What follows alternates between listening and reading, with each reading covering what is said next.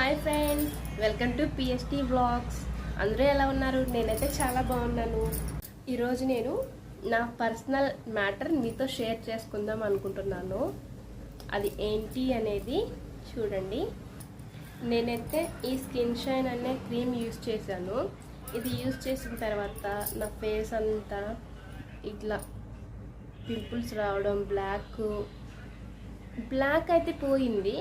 Pimples రావడం, red అయిపోవడం బాగా అలా జరిగింది. ఇంకోటి ఏంటంటే చర్మం కూడా బాగా పలచబడిపోయింది. పట్టుకుంటే ఇట్లా రెడ్ అయిపోవడం.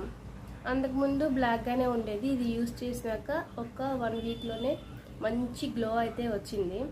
కానీ ఇది ఒక 2-3 డేస్ ఆపితే మొత్తం ఏమవుతుందంటే బ్లాక్ అయిపోతుంది. ఇంకా ఇట్లా జరుగుతుంది అని చెప్పి హాస్పిటల్కి అయితే వెళ్ళాను.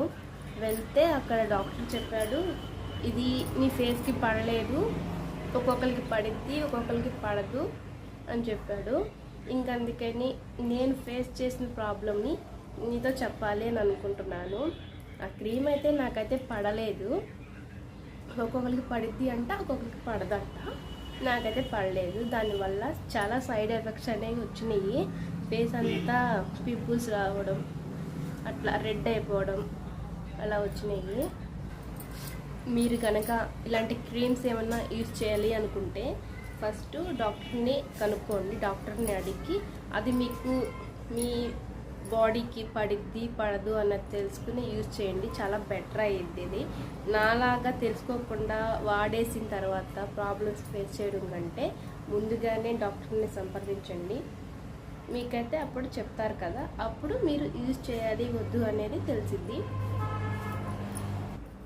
ఇదనమాట నేను ఫేస్ చేసిన ప్రాబ్లం. అయితే మీరు కనుక యూజ్ చేయాలి అనుకుంటే డాక్టర్ని సంప్రదించి అప్పుడు యూజ్ చేసుకోండి. నా వీడియో కనుక మీకు నచ్చినట్టయితే లైక్ చేసి సబ్స్క్రైబ్ చేయండి, మరింతమందికి షేర్ చేయండి. మరి ఇలాంటి మిస్టేక్ అయితే మీరు చేయకండి.